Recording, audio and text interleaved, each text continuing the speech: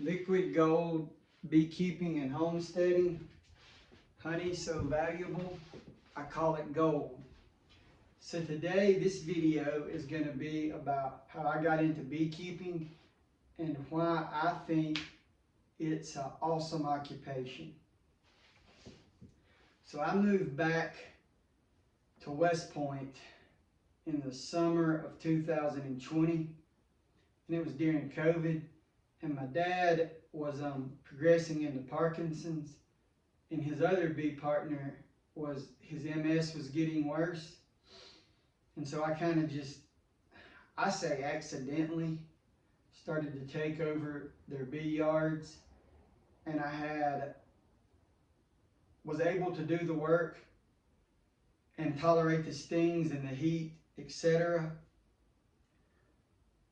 Didn't really know if I would keep doing it because it is kind of labor intensive.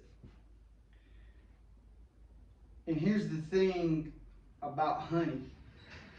The first thing I think we should probably do is go to the Bible. And I got Strong's Concordance open right here. And I'm just going to give you a rough estimate. I got honey and honeycomb.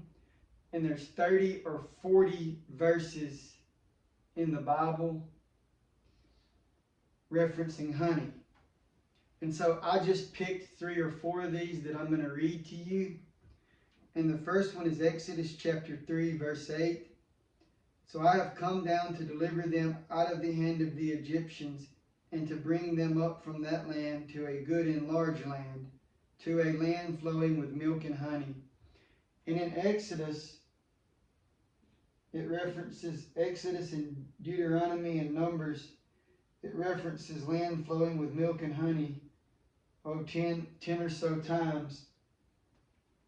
And recently, around the time I got into beekeeping, Brooke Ligerwood, that's a New Zealand name, I probably mispronounced it, and Brandon Lake sang a song called Honey from the Rock, Honey in the Rock. Psalms 81:16, he would have fed them also with the finest of wheat, and with honey from the rock I would have satisfied you. Very popular song. Then we're going to go over to Matthew chapter 3, verse 4.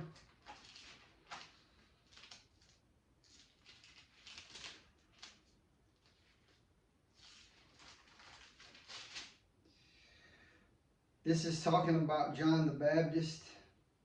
Now John himself was clothed in camel's hair, with a leather belt around his waist, and his food was locusts and wild honey. And I believe from talking to some of the, I'll just say immigrants who own gas stations around here, Islam considers honey a kosher food also.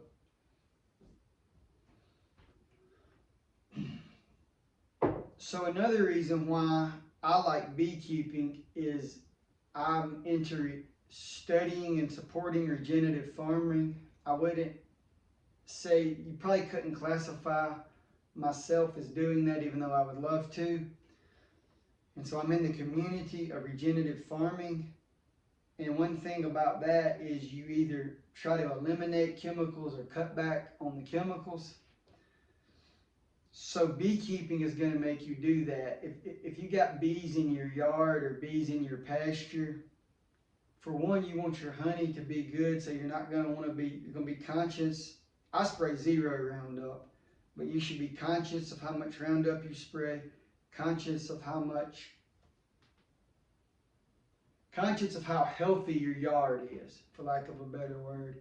And then you're going to, and I know this is a not popular thing to say, but I'm not really all that much into grass cutting. You got people that spend thousands, probably more than thousands, on their yard. I get it, they want it to look nice and that's the way they were raised, but I don't think I think there's better use of your time than on your yard for looks. I think we could do better than that as a society, as a culture.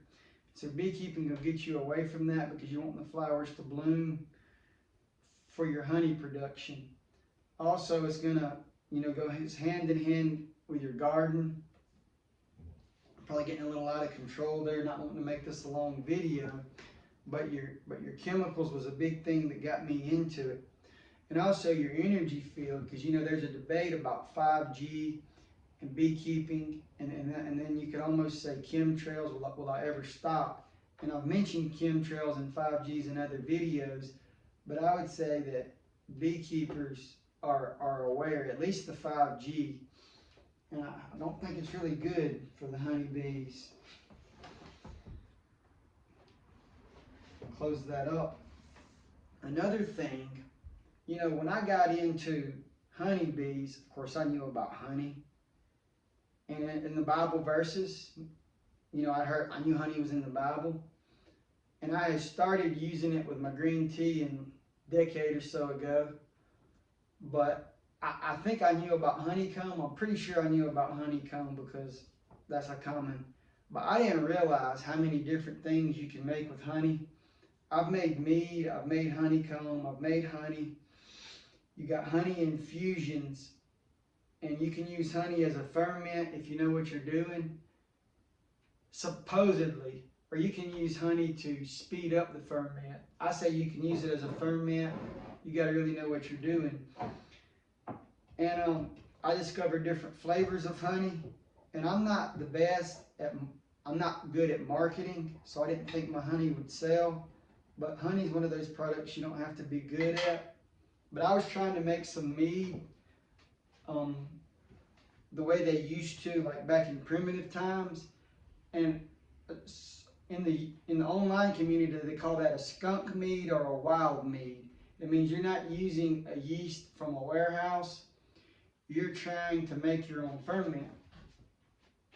And so I picked these blackberries right here, and I was going to make mead right here. Well, I didn't get enough ferment going. It's my first time. For some reason, it was ferment, but not near enough to make mead. And I was like, dang, I burnt this. And I went to taste it, and I was like, some people think that like Cadillac cars make you a king, and I'm sure it does to them. I'm not trying to, some like old school cars, some like big houses, some are doing it in clothes. And again, I definitely like old school cars and nice clothes to a certain extent, but this is king life right here. And I was gonna maybe think about selling it or marketing, but I only messed up like 3 or 4 or 5 jars. And then you get into the issue, I want to price it higher, but I'm aware of the inflation and times are hard for people, so it's just like I'll just eat it myself, or if it's somebody that I know that's in this community, I might give them a little drop of this right here. And I gotta apologize, as I was telling you about this jar and about king status, the mind turned on, and so I gotta take a 12-second break right here.